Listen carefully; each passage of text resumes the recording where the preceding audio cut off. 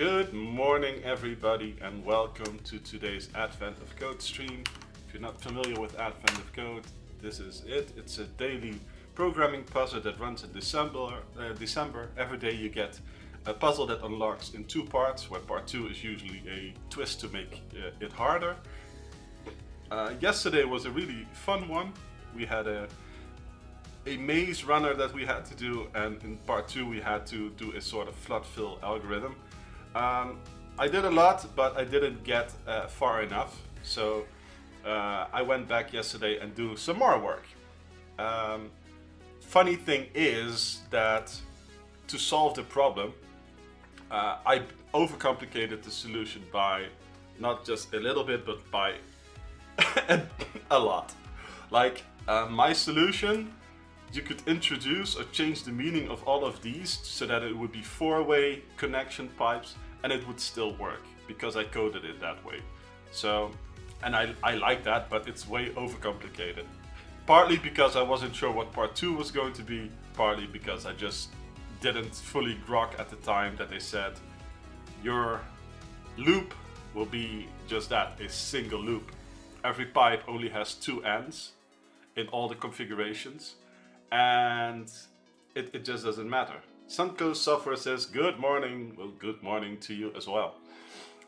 So I coded all of this up so that every tile could have the 4 pipes, but in reality there will only always be just 2 pipes. So what you could have done was just start at a point, follow the pipe in one of the 2 directions till you end up at the same spot, and that is your loop.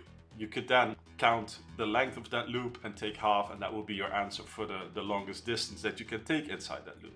So that was part 1. Then for part 2, you had to figure out which of the tiles, like this and these eye tiles, were inside. Now I incorrectly read that as just the empty tiles, so the ones that were marked with a period, because that is what the example does, but that's actually not what they meant.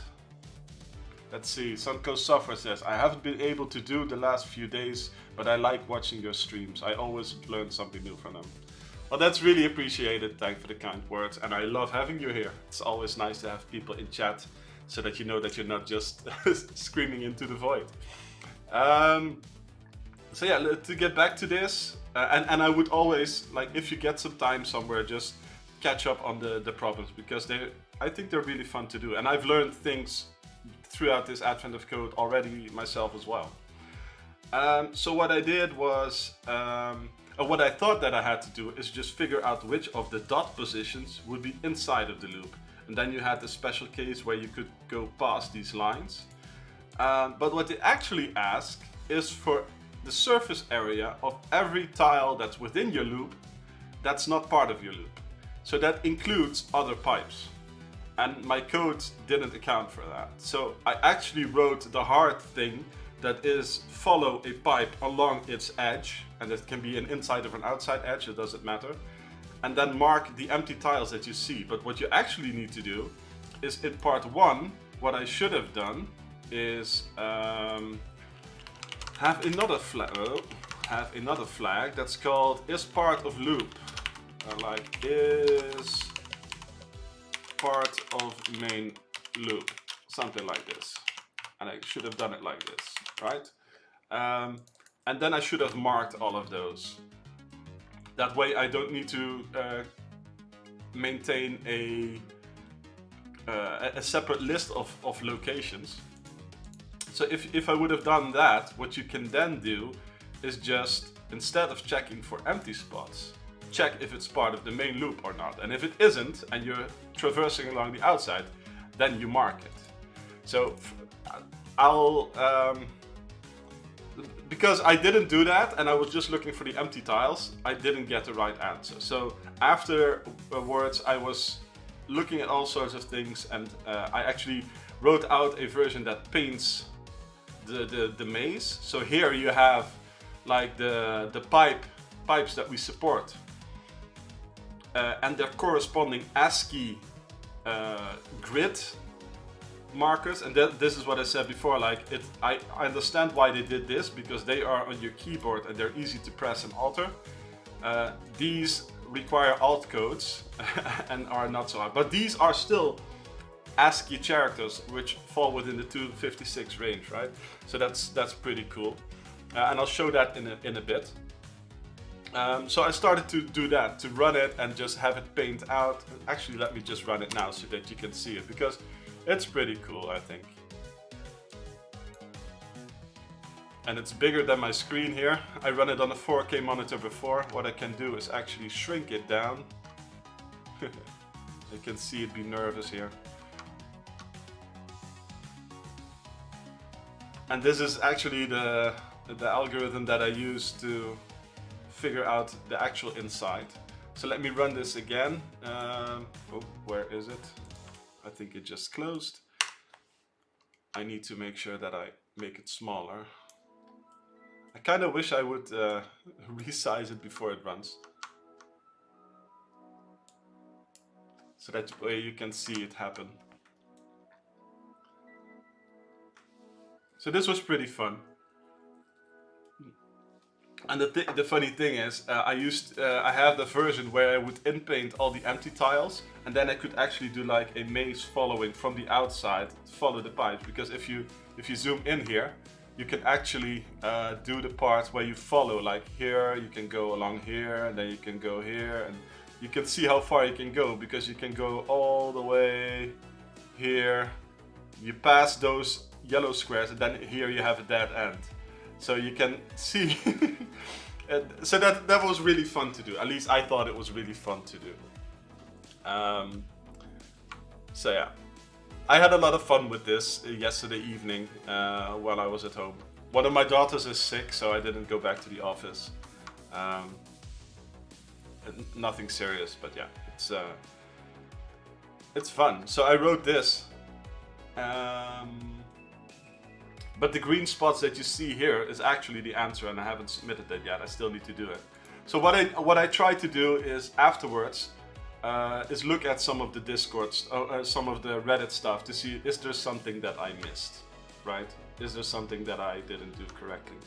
And I will actually go back maybe tonight or some other day that I have some extra time, and I will finish my code, because the thing that I did, which is pretty cool and was hard to write, was to actually follow the outside edge of this pipe, and I will do that. So my plan is to go back after part 1 has ran, and I've marked all the inside the tiles that are part of the loop, then do a pause, and actually I don't have to do that, and then I do the part 2 where I follow the edge, and I mark everything that's not part of the loop on the outside. I mark that as outside. And then I can do another pass, and everything that's not outside and not part of the loop would be the inside. So I think I will do that, but it will probably take me like another 45 to 60 minutes. So I probably won't do that today, right now on this stream. But yeah, I just wanted to go over it a bit and show you what I've done. So yeah. I think it's time to start on today's challenge, but who knows how difficult that one will be. Actually, I can just submit this one right now. Let me just get that gold star and get on with it. Let me run it again, because I think it was 641. Boom, boom, boom, boom, boom, boom, boom. This must be not so great to look at on stream, having it jump around all over the place. And I added some delay so that it would fill in like this, because if I didn't, it would just bloop instant, and I like that. So yeah, it's 451 actually, so 451. So let's see if that is correct. 451. Woohoo! Second gold star for day 10. So yeah. Oh yeah, I didn't talk about that yet. What I did here to get this. I actually saw a Python solution that was pretty short, and I was like, okay, I think I can understand this. So I took the Python code and I translated it to C#, just so that I could first have it in my own language and then see what it does exactly. So I translated all of it, and after that I wrote my alternative part 2, which I added some comments to make it clear. So basically what the Python code does is pretty smart. Let me do... And this is an alternative approach to walking it, but as I said, I really like my approach, so I will finish that one later on. But the code that you saw there was actually a walking solution. Basically what it does, if you have like if this is the loop, something like this, what it will do, it will loop the columns and rows, and once it finds a spot, let's say, let me just put this into squares like I've done before. It will start to walk. So like if it's here, this square, it will check, is this part is this part of the loop? No, it's not. Okay, so then it will walk diagonally and count how many times it will cross a boundary. And if this is an odd number of times, it will be inside. If it's an even number of times, it's outside. So why do it diagonally? That's because we have all these shapes, right? We have this one, we have this one, we have this one, we have this one, we have this and this. So if you are here and you want to go here, you cross this one. If you are here and you go diagonally down here, you cross. If you are here and you want to go here, you cross. If you are here and want to go here, you cross. But if you are here and want to go here, you can go past this one without crossing it, and the same for here to here. So there's only 2 exact cases that you don't want to count as a cross, and all other pipes will be a cross. So when you cross this one, you check if is this square part of our pipe. It is. Is it a shape that negates the cross, like this one or this one, then we don't count it. But if it's any of the other pipes, the other 4, then we increase our counter. So now we have, in this case we don't, so we start at 0. Here we cross a straight boundary, so we add it to 1. So, and since we only crossed 1 straight boundary, this means that this square is within the loop. And that's the logic that they used. And my drawing is horrible, but I can show the code here. So you walk the rows, then the columns. You make sure that the thing that you're looking at is not part of the loop. You set your counter to 0. You have a local X and Y coordinate to walk down. You pull the location. You check if that one that you're looking at actually is part of the loop, because we only count crossings if it's part of the loop. Then you make sure that it's not one of the top right, bottom left angles. So like top right and bottom left, the shapes that we defined before. And if it's not one of those, we count a boundary cross, and we do that until we end up outside of the map range. So, and then in the end you have, okay, did we cross an uneven number of borders? That we mark, we have an extra tile on the inside, and this is just me painting it in the graphical map that you saw before. So that's the easy solution, but I will code my hard solution because I really like that. And the fact that I had all the codes correctly yesterday, but just didn't account for not just counting the empty tiles, but all the tiles, it really rubbed me a bit the wrong way, because I would have actually gotten the solution yesterday if I'd done so. I'm pretty sure of it. But yeah. So far, day 10. Let's move on to day 11. Let me take a sip of my coffee.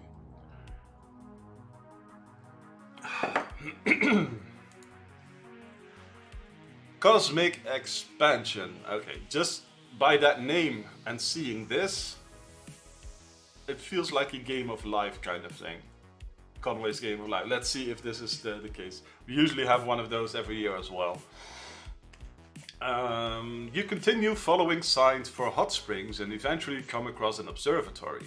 The elf within turns out to be a researcher studying cosmic expansion using the giant telescope here. He doesn't know anything about the missing machine parts, he's only visiting for his research project. However, he confirms that the hot springs are the next closest area likely to have people. He'll even take you straight there once he's done with today's observation analysis. Maybe you can help him with the analysis to speed things up. The researcher has collected a bunch of data and compiled the data into a single giant image, your puzzle input. The image includes empty space, marked by a dot, and galaxies, marked by a hash. For example, and then we have a map. The researchers tried to figure out the sum of the lengths of the shortest path between every pair of galaxies. However, there's a catch. The universe expanded in the time it took the light from those galaxies to reach the observatory. Due to something involving gravitational effects, only some space expands. In fact, the result is that any rows or column that contain no galaxies should all actually be twice as big. Okay. In the above example, 3 columns and 2 rows contain no galaxies. These rows and columns need to be twice as big. The result of cosmic expansion therefore looks like this. Okay, this will be annoying because there's no way that you will actually do this because it will, yeah. Let's see. Equipped with this expanded universe, the shortest path between every pair of galaxies can be found. It helps to assign every galaxy a unique number. Let's see. In these 9 galaxies there are 36 pairs, so that's where my permutation code comes in handy. Only count each pair once. Order within the pair doesn't matter. For each pair, find any shortest path between 2 galaxies using only steps that move up, down, left or right, exactly 1 period or hash at a time. The shortest path between 2 galaxies is allowed to pass through another galaxy. For example, here is one of the shortest paths between galaxies 5 and 9. Let's see, the shortest path is allowed to pass through another. Okay, so that's just a straight line. So this is the Manhattan distance actually, except what? 2, 4, 6, 8. Okay, this path is length 9. Let's see, 1, 2, 3. Is this? Let me see. 1, 2, 3, 4, 5. 1, 2, 3, 4, 5. So it's the Manhattan distance minus 1, I think, just in case. Let's see, between 1 and 7. This would be 1, 2, 3, 4, 5, 6, 7, 8, 9, 10, 11. And then, oh man, this is hard to count. I will verify that in code in a bit, but I think it's just Manhattan distance minus 1 for the distance between. Okay. The only thing that I worry about is like the expansion. So I won't do it on the actual code. I will probably track the parts where the expansion should happen and then add those to the distances. Because I wonder what happens because they say it doubles. So how does it work with multiple? Like 2 next to each other.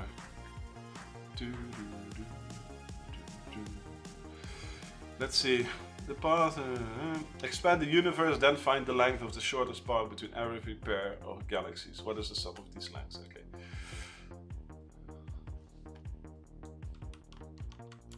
So let's start coding this. I have some ideas, but I'm not sure if all of them will work. So yeah, this will be a fun one, I think. Let's make the code a bit bigger. This is big enough. Cool. test if false.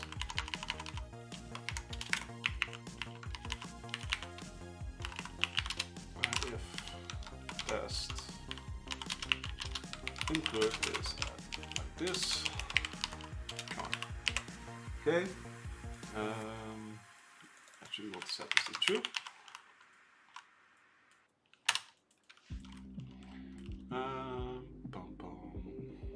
Bar lines is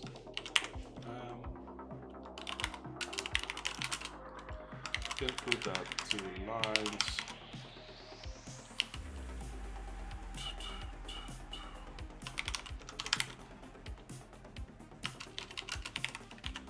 Let me see.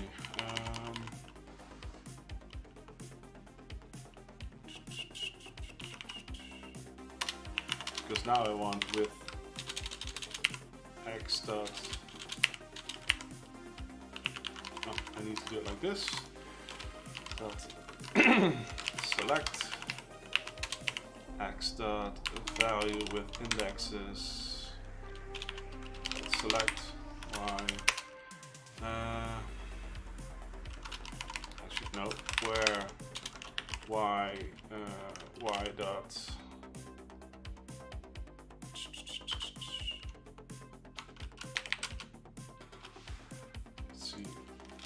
Const char galaxy marker is like this.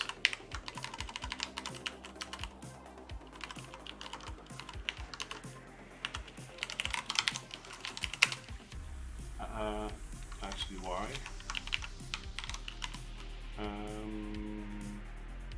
I should call these actually y because this is. Let's just call it row.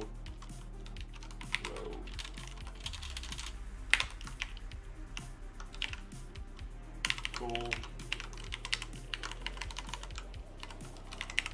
So now we can say this will be row.index call.index.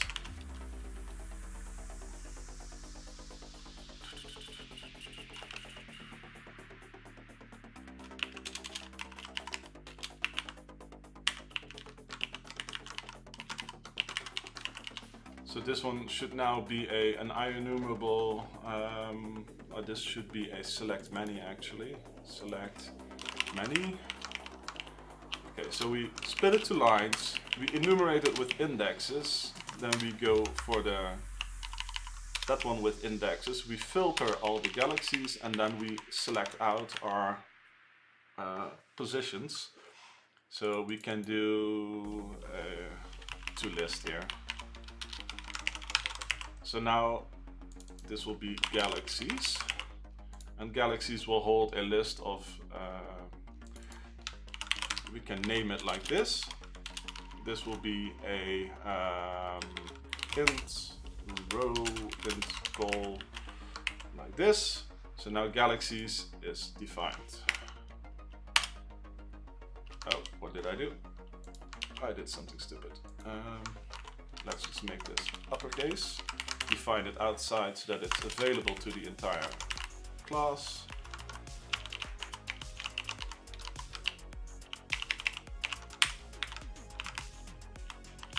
Like this. So now we can, in part 1, we can do var galaxy compose is galaxies. Get permutations. False. So console.line. We found galaxies giving us unique pairs. Okay, so this will be galaxies at count, and this will be galaxy combos at count. Array.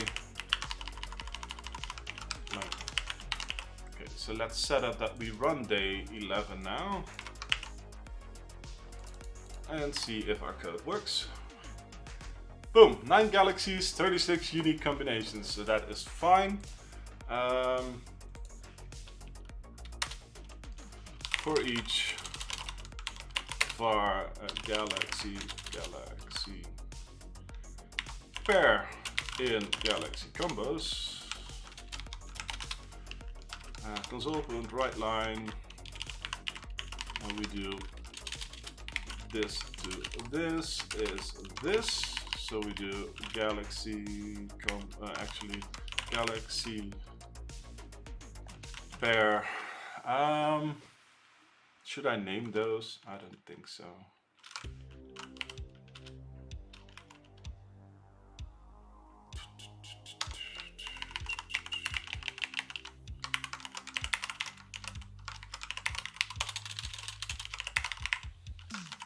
Wait, not first. That item. Wait, what is this? Is this an IEnumerable as well? Ah, okay. Var pairs galaxy pair to array. Oh no, I can do .as.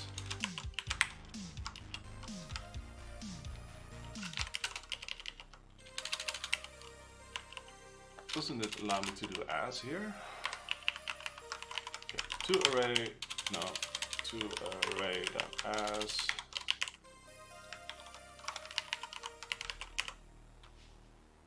I wonder why it doesn't like this. Because that, because it's, okay. This should be just a value tuple of 2 though. It's fine. Galaxy pair 0. Actually pairs. No, this will be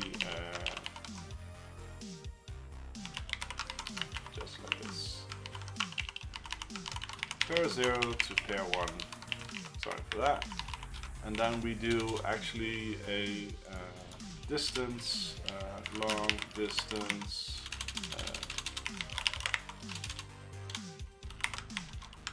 Int row, int call r, int row, int call b. Actually, I think I already have a get Manhattan distance something. Manhattan. No? Okay. It's fine, because it's not that hard, because it's math.apps a.row minus b.row plus math.apps a.call minus b.call. So we take this and we subtract 1. So this one becomes distance pair 0 pair 1. So we have to take into account this is not expanded. So so let's see.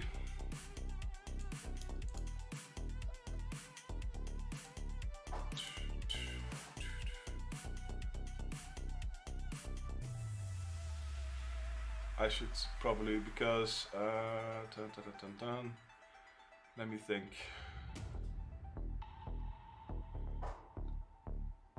Now I need to actually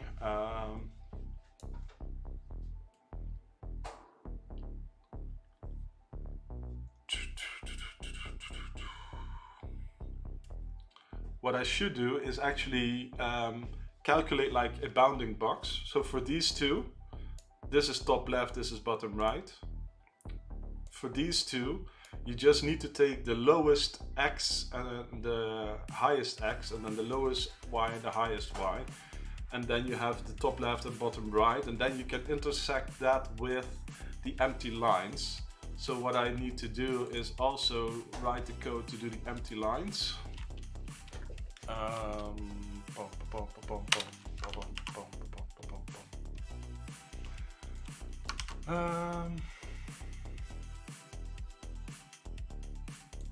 Let me think.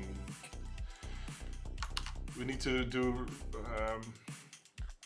so I first need to actually do a raw map here. So var raw map is this. then I can use that here as well.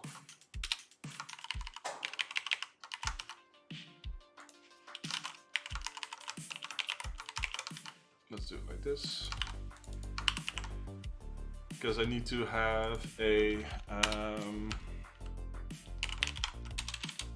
list of, no, actually hashed set int empty rows, empty calls.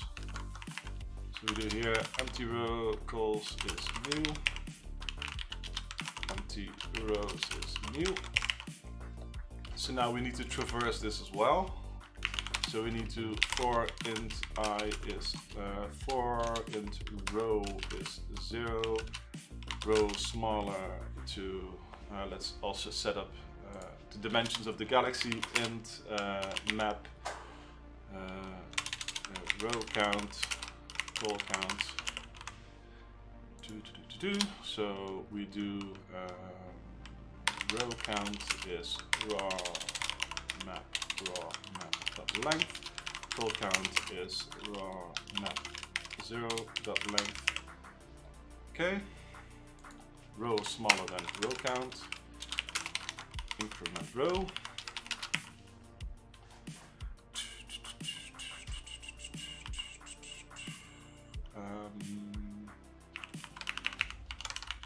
We need to do the same for the columns. Call. Let me see.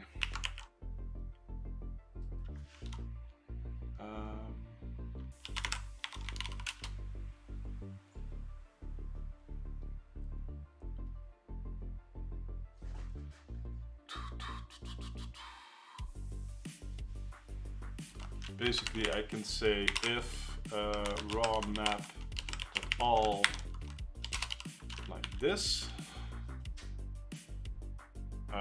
raw map row dot all this,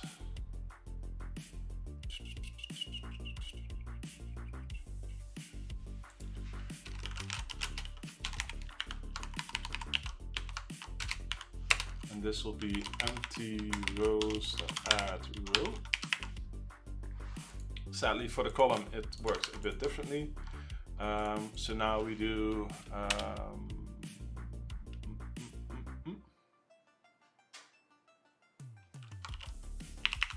we need to do for, yeah, let's just do 2 loops because I just need to do that one once, and then we need to have for int call is 0, call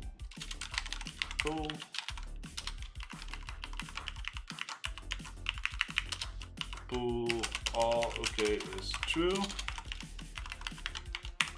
and then we do if raw map 0 row call is not equal to this, all okay is false, break. If all okay, no, all okay, empty calls add call, like this. Sure, this is fine. So we map out empty rows and calls for expansion. Now what we need to do is int, so this becomes int row call int call top left. We do the same for bottom right. Bottom right, get bounding box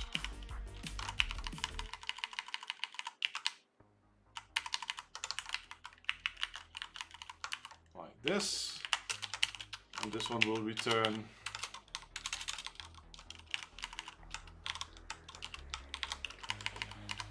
math.min a.x a.row b.row followed by math.min call b.call, and this one will be math.max a.row b.row math.max a.call b.call. So this now gives us our bounding box. Okay. So then we can, okay, int get row padding,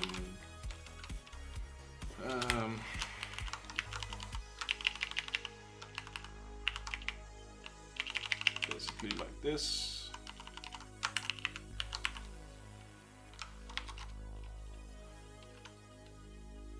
Yes. And this is empty rows where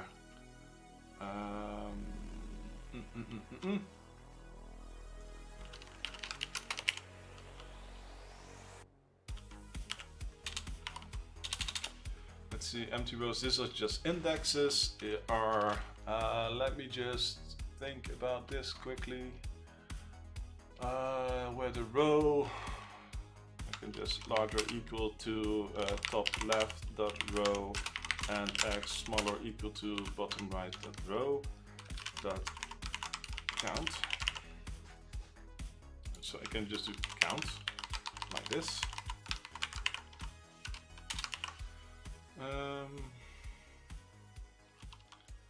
Same for the call padding. Get call padding. So this one be call empty calls. So this one now tells us how much we should add in both directions, and I can just, since it's a Manhattan distance, it doesn't even matter. We can just add this to the problem. So we can do get padding, and this one becomes get call padding plus get row padding, I think. And if I'm incorrect, we'll figure it out. Top left, bottom right, like this. Why does it look like this?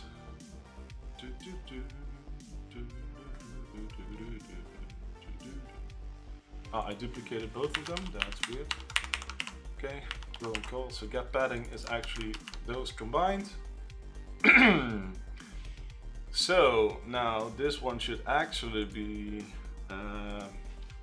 so far bounding box is get bounding box pair 0, pair 1. Get far padding is get padding, and this is bounding box at top left, bounding box at bottom right.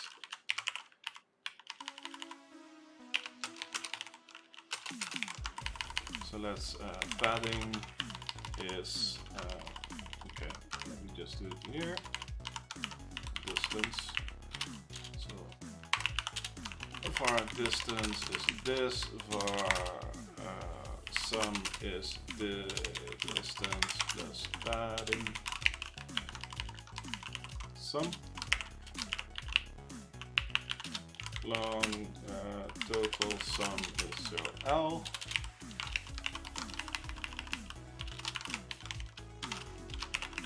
Console, right line,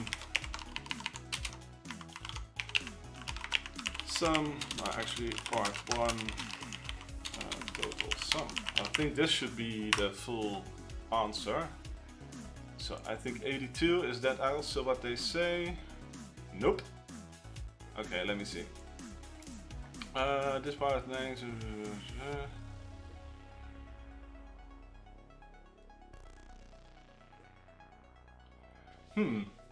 Okay, let's see if I can get those lengths that we had before. 1 plus 1 is 1. Never. Okay, so that goes wrong. The get distance there, something goes wrong there. Let me see what that is. Let's just loop through it here. So here we have the pair. Now they say it's from 0,3 to 1,4. What is the...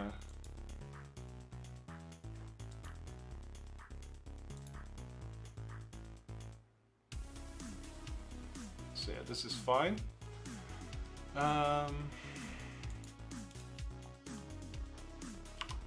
Is there any padding there? 1, okay. Distance is 4. Is that correct? Yes. Right, let me just let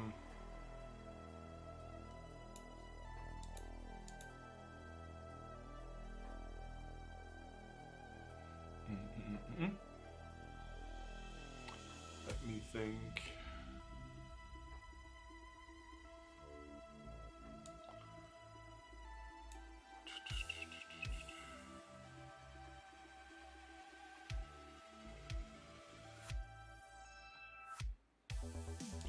I think that should be correct.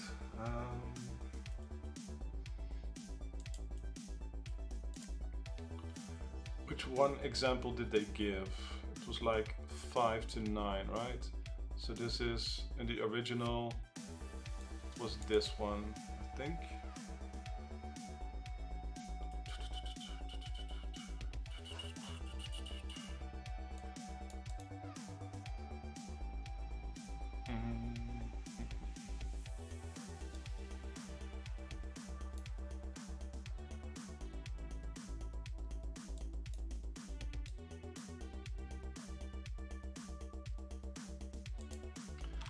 If I just run it, which one of these would this be? Let me just see. Because it would be 0, 1, 2, 3. Let me just do it in the original. 0, 1, 2, 3, 4, 5. So 5, 1, okay. 2, 6, 7, 8, 9. Then 1, 2, 3, 4, 5. So 9, 5. So 6, 1 to 9, 5. Or 5, 1 to 9, 5. 5, 1 to 9, 4, this one. So it's, they say it's 2, but that's not correct. Because this one here is a difference of 4 and then 3, so that would be 7.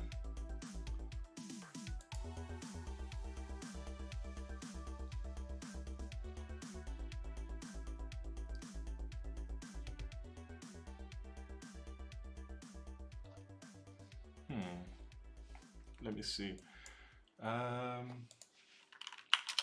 If pair 0 equals 5, 1 and pair 1 equals, what did I say?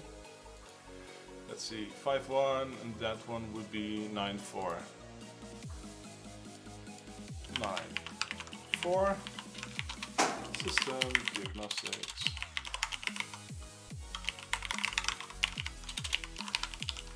Let's just set a breakpoint here so that we step through it. Okay, the bounding box in here. Top left to bottom right. This should not change, so that is correct. So let's step into the distance here. 5 minus 9.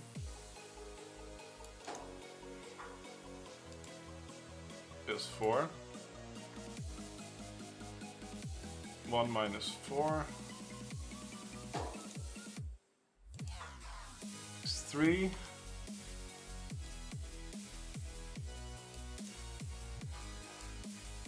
7.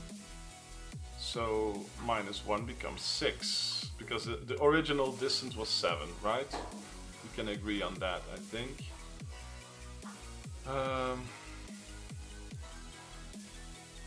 Oh, but they have 2 padding here, right?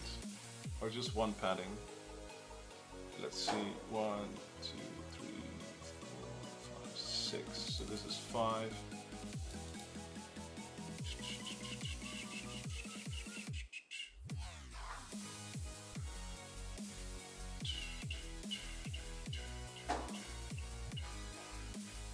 Let's see.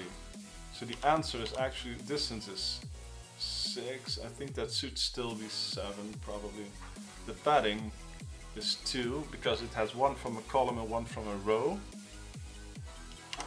So it says, whoa, distance equal, Jesus, that's stupid. Okay, let me just go back.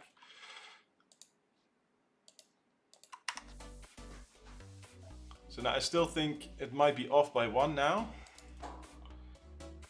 So let's see if we can map some of those values. 5, 1, going to 6, 4, it says 8.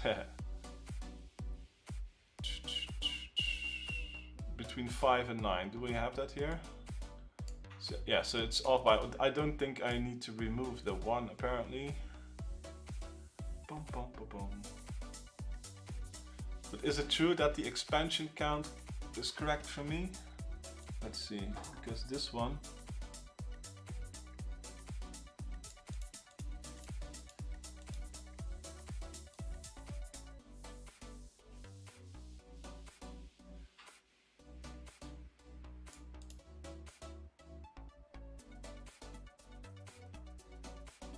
okay, so it's the one behind. So there's 2 actually. So there's this one here and 1 column, because this one is behind.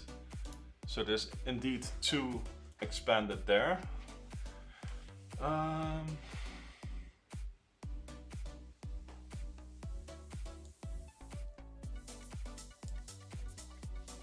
Because this one should be like 1, 2, 3, then 4, 5, 6. Right, the Manhattan, this is like this. 1, 2, 3, 4, 5, 6, 7. No, it's 7, and then they add 1. Okay, so I don't need to do the -1 for the distance here. It's just actually this. So let me run this, and now it's 374. Okay, now it's correct. Okay, so the code was correct. I just didn't need to do the -1. So let's run the real input and not print out everything here. Boom, boom, boom, boom. Test is false. Let's move this back here actually. Boom, boom, boom, boom. Object reference not set in an instance of an object. Okay. Get permutations. Okay, call stack. That's interesting. We have no galaxies. Whoa. Because I do all of this inside the test bool.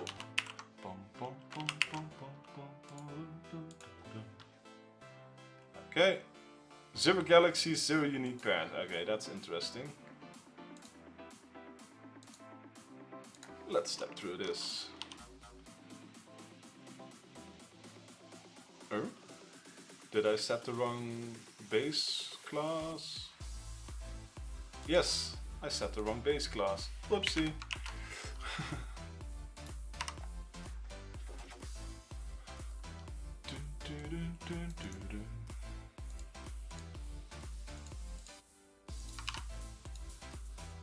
Woohoo! Gold star.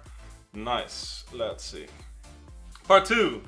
The galaxies are much older and thus much further apart than the researcher initially estimated. Now, instead of the expansion you did before, make each empty row or column 1,000,000 times larger. And this is where I was very smart to code it this way. Okay. In the larger example, each of the empty rows is blah, blah, blah, blah, blah, blah. Okay, let's do the test. So we do int empty space modifier is this.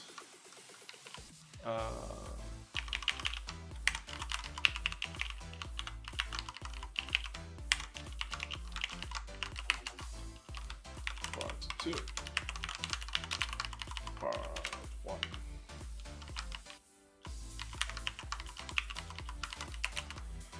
Let's see. So basically part 2, let me just copy this, becomes padding times empty space modifier part 2. So now part 2 becomes total sum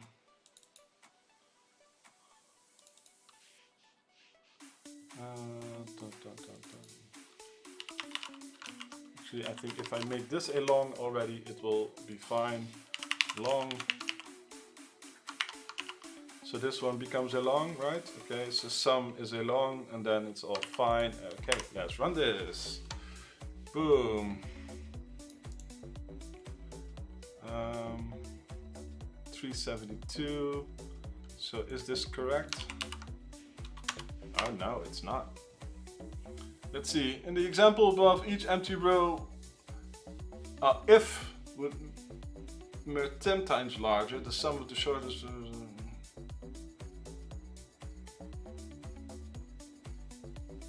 Okay, they want me to test it with 10.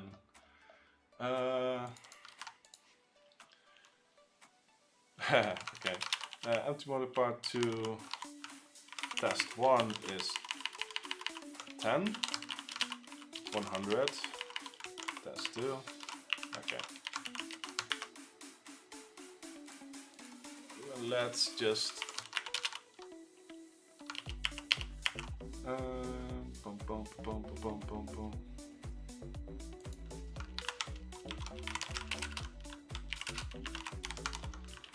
I think I can just run the actual input, but yeah. Test 1. 11, 12, so that's not correct.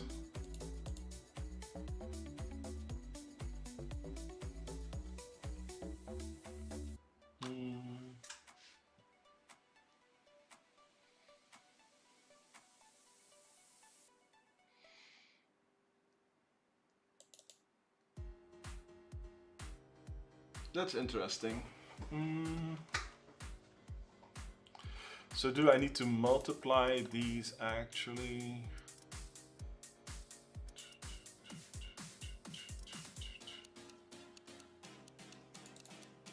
Because everything you add in that direction also needs to be, let me think.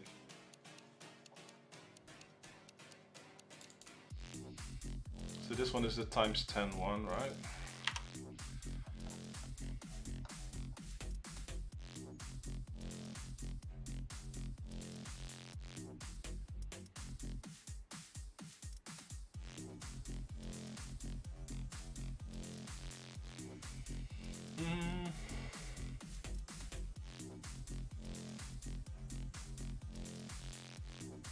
Does it really matter? Do I need to multiply each of them times each other?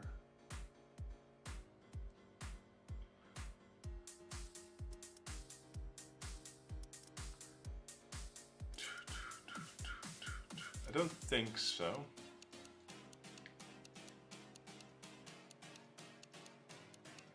It's interesting that this doesn't work. Because I'm off by a bit.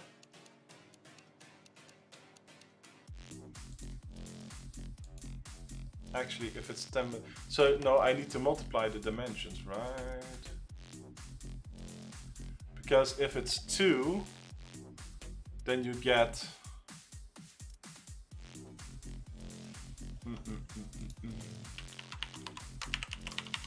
let me just do it this way, get padding. This one becomes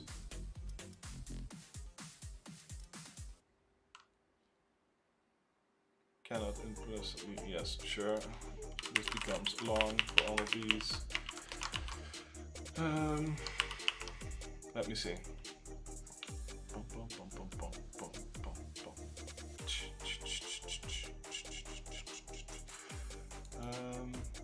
I should probably also specify if it's part 1 or not, but yeah, because part 1 will get wrecked now.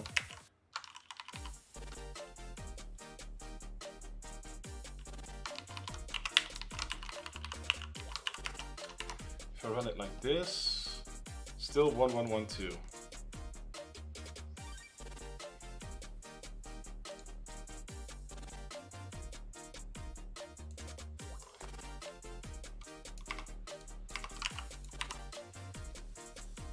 $8492.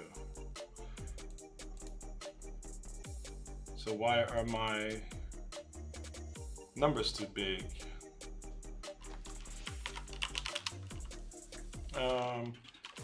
Let's see.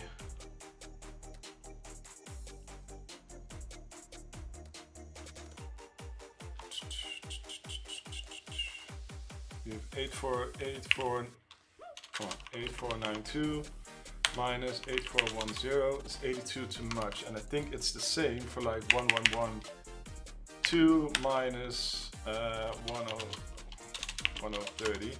It's also 80. Why am I 82 over?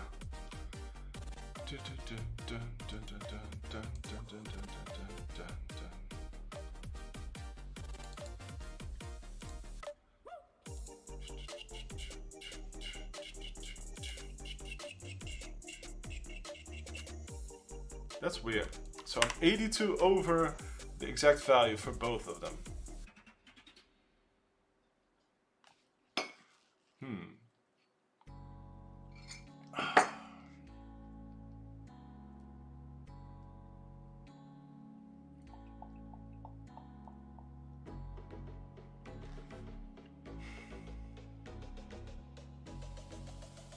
Why am I both of those are consistently 82 too high?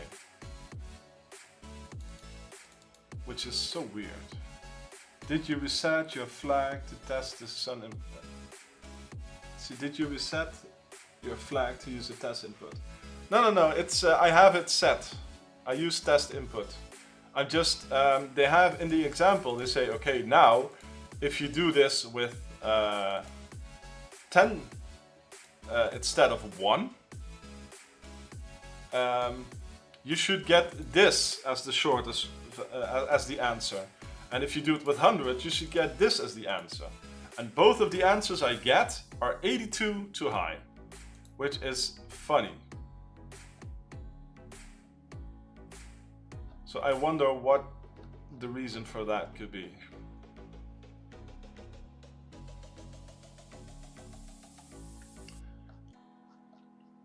So would that be, I'm just testing something stupid here because I really don't know now. Yes. So they're off by 1. So I need to subtract 1 of, okay. That's really weird. Bum, bum, bum, bum, bum, bum, bum, bum, bum, nope.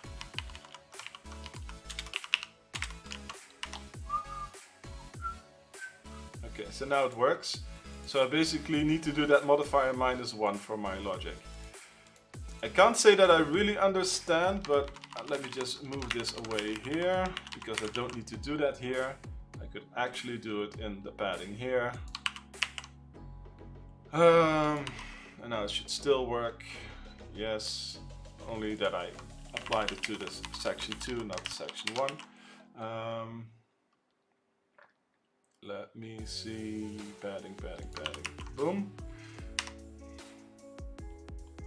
Okay, so that is correct. So now this one should also be -1. And let me just actually define it the way they say. And I'll just do it -1 here. Like this. -1. Bada, bum, bum, bum, bum. So this is fine. So now if I do false, this one should work. And we should get a very big number. Boom. Woohoo! Gold star part 2. Nice. Okay. Yeah, that threw me for a loop. The expansion. So it's, yeah. I'm still not sure why they want to have it like that.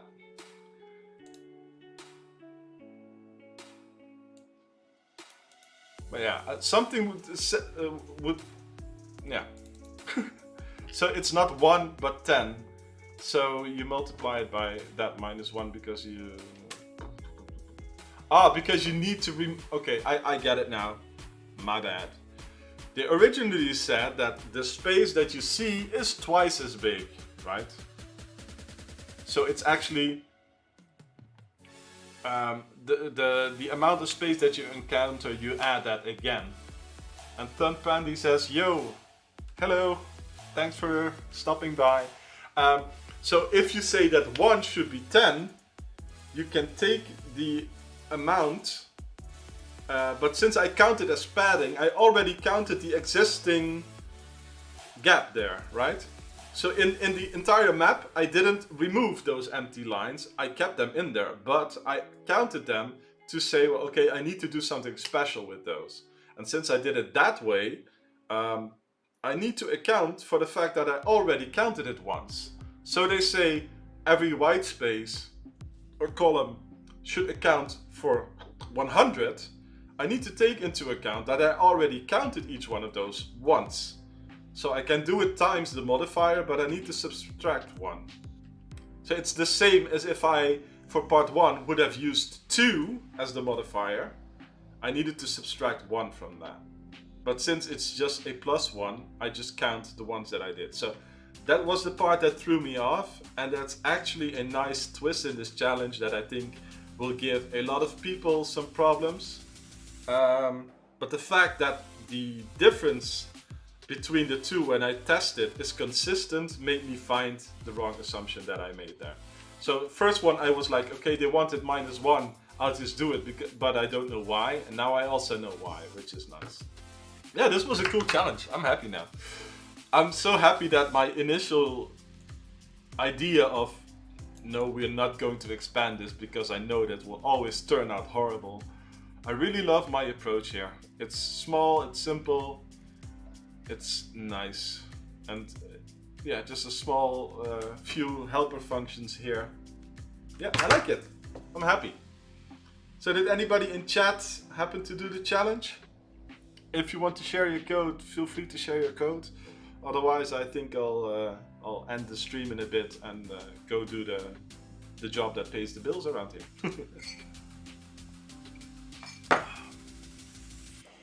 As far as I don't think anybody in chat has done the problem yet, so I'll end things here and say thank you to Tron Pandy and Sunco Software for keeping me company in chat today. I hope you liked the stream. I know I liked it. I had a lot of fun, and I hope to see you again tomorrow. So bye bye, and yeah.